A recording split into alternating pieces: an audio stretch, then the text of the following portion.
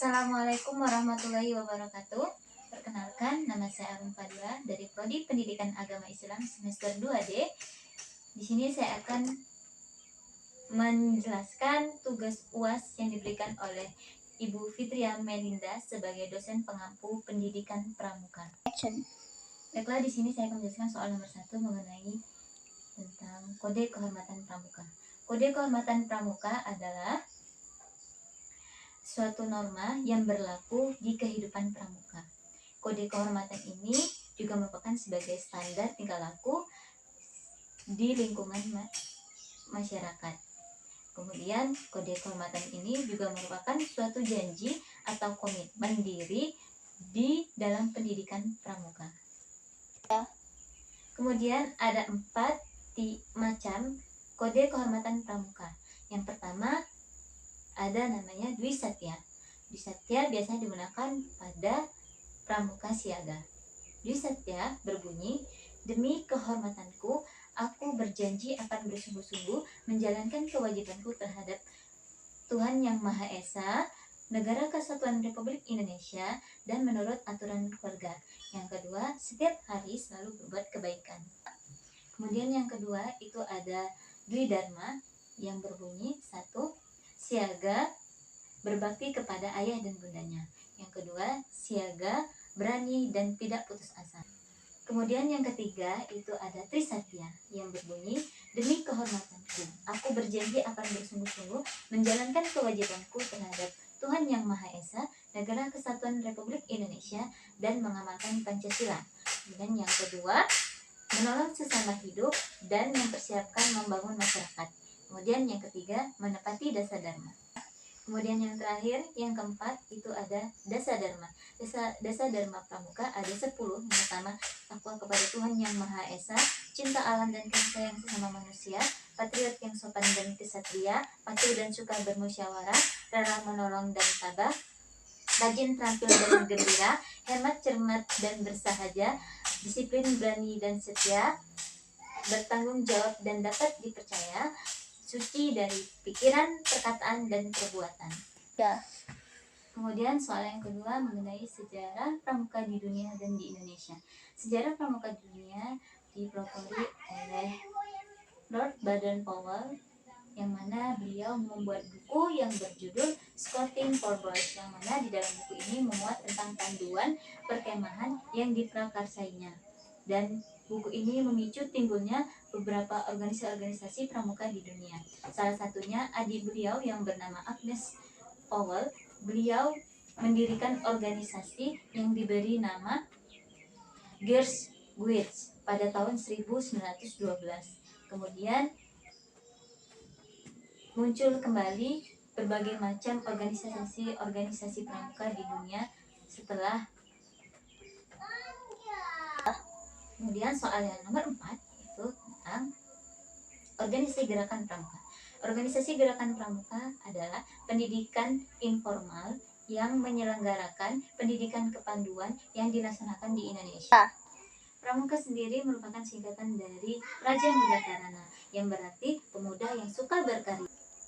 Kemudian ada beberapa struktur organisasi pramuka, di antara lain ada Majelis Pembimbing atau MABI, kemudian ada Kuartir, ada BPK, kemudian ada Koordinator Gugus Depan atau Korgudep, kemudian ada Gugus Depan atau Gudep, kemudian ada Satuan Karya Pramuka atau SAKA, dan yang terakhir yaitu ada Badan Kelengkapan Kuartir.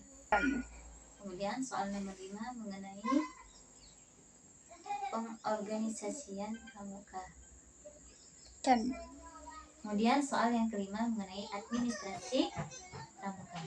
Administrasi pramuka adalah pengelolaan satuan pramuka yang meliputi pengorganisasian, pelaksanaan, perencanaan, dan pengendalian suatu kegiatan pramuka di satuan. Contoh administrasi pramuka yaitu surat keluar dan masuk dalam mengadakan suatu kegiatan kepramukaan. Kemudian soal yang keenam mengenai beberapa peranan kepramukaan dalam proses pendidikan bangsa. Yang pertama, meningkatkan ketakwaan kepada Tuhan Yang Maha Esa. Yang kedua, membentuk kepribadian agar mudah beradaptasi. Yang ketiga, membentuk akhlak yang mulia sebagai pembentukan karakter anak muda, dan menciptakan karakter yang bertanggung jawab, menumbuhkan rasa percaya diri, dan meningkatkan keterampilan dalam bekerja sama. Kemudian soal nomor 7 mengenai simpul dan ikatan. Simpul adalah hubungan tali dengan tali, sedangkan ialah hubungan tali dengan benda lainnya, yaitu seperti bambu, kayu, dan benda lainnya. Dan di sini yang saya ketahui ada 2 macam simpul dalam pramuka. Yang pertama yaitu simpul hidup, yang kedua itu simpul mati. Simpul hidup berguna untuk mengikatkan tali pada tiang, dan biasanya simpul hidup ini digunakan untuk mengawali suatu ikatan. Kemudian ada simpul mati. Simpul mati ini berguna untuk mengikatkan 2 macam tali yang sama besar, dan biasanya simpul mati ini digunakan untuk mengakhiri suatu ikatan. Baiklah, di sini saya akan menjelaskan tentang simpul hidup. Jadi di sini dijelaskan ada seutas tali. Jadi kita ketika membuat simpul hidup itu membutuhkan seutas tali. Seperti ini. Awal pertamanya kita buat bentuk seperti ini. Seperti ini. Kemudian kita tarik bagian ini, bagian samping ini ke atas seperti ini. Kemudian kita tarik ke bawah yang bagian pendeknya seperti ini. Ini jadi simpul hidup. Jadi simpul hidup itu ketika kita tarik kembali maka dia akan lepas kembali. Baiklah, di sini kemudian saya akan praktekkan cara membuat simpul mati. Jadi kita membutuhkan 2 utas tali seperti ini. Langkah pertama adalah kita meletakkan tali di sebelah kanan ini ke atas sebelah kiri seperti ini. Kemudian kita lilitkan seperti ini. Kemudian di atasnya kita letakkan di sini seperti ini, membentuk seperti ini. Kita lilitkan kembali seperti ini. Kemudian kita tarik. Nah, seperti ini simpul mati. Ini ya. Jadi ciri simpul mati itu ketika kita lilitkan seperti ini maka dia akan membentuk yang sejajar seperti ini, sejajar, simpul mati yang benar. Nah, dan dia juga membentuk angka 8 seperti ini. Ini jadi simpul mati yang benar.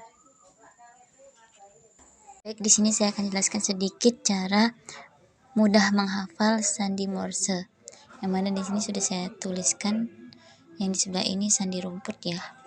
Nah, yang di sampingnya ini adalah sandi Morse dari A sampai Z. Yang mana cara mudah menghafalnya adalah dengan cara menghafal dari kata-kata yang sudah ada pada setiap huruf. Seperti misalnya kita ingin menghafal huruf A, maka yang kita hafal dari sandi Morse adalah ano. Kemudian huruf B ada namanya Bonaparte. Kemudian huruf C ada coba-coba. Huruf D ada dominan. Seperti contoh misalnya kita membuat sebuah kalimat nih ya. Sebuah kalimat misalnya buku. Nih, buku. Di sini ya. Buku di sini kita cari huruf B. Di sini Bonaparte, UNESCO, Komando UNESCO. Nah, seperti itu cara menghafalnya. Ini B ini Bonaparte, UNESCO, Komando UNESCO. Seperti itu. Cara mudah menghafal sandi Morse dengan cara menghafalkan kata-kata yang sudah tertera di sini dari A sampai Z. Mungkin itu yang dapat saya jelaskan tentang sandi Morse. Terima kasih. Baiklah, di sini saya akan menjelaskan tentang makalah kelompok saya, yaitu kelompok 4 mengenai organisasi kepramukaan. Jadi di sini saya membuat beberapa bagan. Ini adalah struktur organisasi dari kepramukaan. Yang pertama itu ada presiden. Presiden merupakan pramuka utama. Setelah presiden, kemudian di bawah presiden ada namanya Munas, atau Musyawarah Nasional. Biasanya musyawarah nasional ini dilakukan setiap 5 tahun satu kali, setiap satu masa baktinya. Kemudian ada Musda, musyawarah daerah. Musyawarah daerah ini juga 5 tahun sekali dalam masa baktinya, itu setiap pergantian dari presiden. Kemudian ada Musda atau musyawarah cabang, itu juga 5 tahun sekali masa baktinya. Kemudian ada Musran, musyawarah ranting, itu 3 tahun dalam satu masa baktinya. Kemudian ada Mugus, musyawarah gugus depan, yaitu setiap 3 tahun sekali. Kemudian di samping Munas itu ada namanya Mabinas atau Majelis Pembimbing Nasional. Majelis Pembimbing Nasional, kemudian di bawahnya ada Mabida, Majelis Pembimbing Daerah. Mereka ini saling bekerja sama dengan Musda dan Mabinas juga sama dengan Munas. Ada Mabicap merupakan pembimbing bekerja sama dengan musyawarah cabang. Kemudian ada jadi ranting dan musyawarah majelis pembimbing gugus depan. Kemudian di sebelah sini ada namanya Kuarnas atau Kuartir Nasional. Kemudian ada Kuarda, itu kuartir daerah. Kemudian ada Kuarcap, ada kuartir cabang. Kemudian ada Kuaran, itu kuartir paling. Kemudian ada gugus di bawah dari Kuaran. Kemudian di sebelahnya itu ada namanya Dewan Kehormatan. Setelah mereka adanya dan Munas, itu diterima Dewan Kehormatan.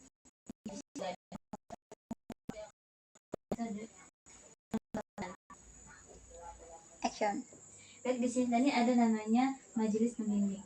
Jadi fungsi dari Majelis Pembimbing ini yaitu sebagai organisator, yang mana dia memberikan berupa materi finansial untuk satuan-satuan pramuka seperti kuartir, unit karya pramuka, kemudian bentuk gugusan depan dan yang lainnya. Kemudian tadi ada kuartir. Kuartir ini merupakan yang memiliki peran sebagai untuk bekerja untuk mencapai tujuan pramuka. Kuartir juga merupakan perangkat untuk dapat mencapai tujuan pramuka. Kemudian soal yang ke-11 itu mengenai seberapa penting sih pendidikan pramuka dalam pendidikan. Di sini dalam pendidikan pramuka itu sangat penting, terutama dalam bentuk karakter pemuda, yaitu berupa membentuk kedisiplinan, kesopanan, terus kepatuhan dalam menaati peraturan, kemudian melatih kreativitas, kemudian membentuk kecakapan berpikir. Dalam kecakapan berpikir ini banyak cara-cara kreatif untuk mengatasi suatu permasalahan. Kemudian soal yang ke-12 mengenai peta pita. Peta pita merupakan gambaran suatu wilayah untuk melakukan perjalanan, yang mana peta pita ini ditulis di atas kertas yang berbentuk pita.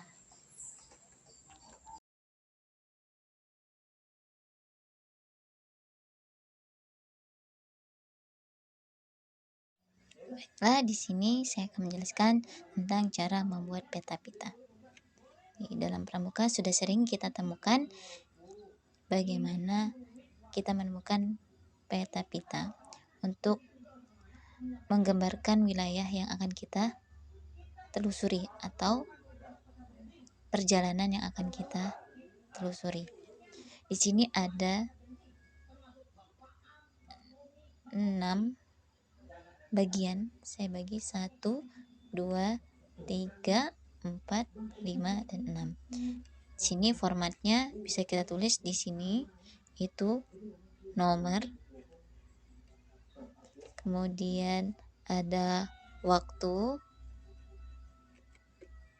ini ada waktu, kemudian sebenarnya ada arah,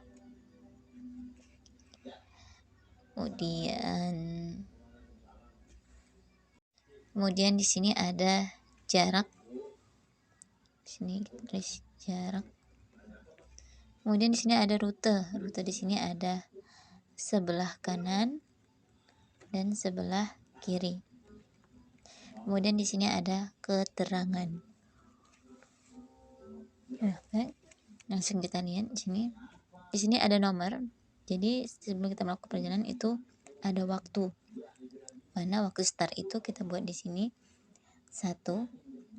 Misalnya kita start dari rumah ke kampus, dari rumah saya ke kampus itu di sini jam 7.00. Kemudian arah ini kita sesuaikan dengan arah kompas, di mana derajatnya kita mengarah. Di sini saya mengarah ke 120 derajat.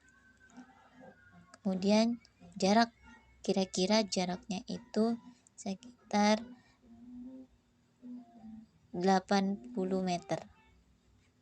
Kemudian keterangannya di sebelah kanan itu ada jembatan seperti ini, bisa kita bentuk gambar ini ya. Ini jembatan. Kemudian di sebelah kiri itu ada pos. Ada pos di sini.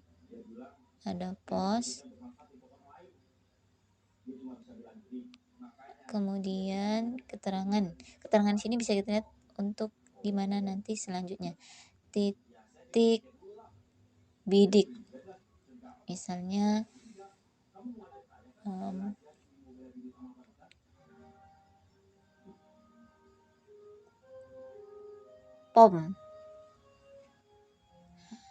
ya. Kemudian setelah itu lanjut lagi ke nomor 2. Waktu nomor 2 itu jam sampai kita di pom ini itu jam 7.15 dengan arah itu sekitar 90 derajat. Kemudian jaraknya itu kira-kira 50 meter. Kemudian di sebelah kanan itu ada rumah makan. Di sini ada rumah makan. Rumah makan ya. Nih, rumah makan. Kemudian di sebelah kirinya itu ada pohon beringin. Kita gambarkan seperti ini misalnya bentuknya. Kemudian titik bidik kita yaitu menuju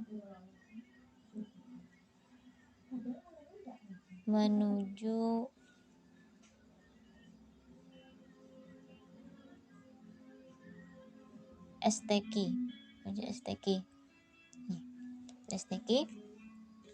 Kemudian di sini yang ketiga itu kita sampai di 07.30.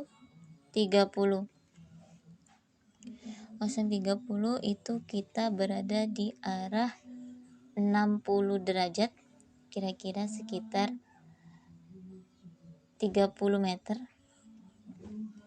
Terus di arah kanan itu kita lihat di sebelah kanan itu ada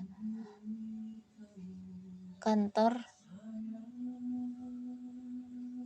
polisi ya, ini ada kantor polisi. Kemudian di sebelahnya ada Indomaret. Ini ada Indomaret, Indo ya. Kemudian titik bidiknya itu gerbang kampus ya, kita singkat GK, gerbang kampus. Seperti ini dan selanjutnya sampai perjalanan yang akan kita lanjutkan. Terima kasih, semoga bermanfaat.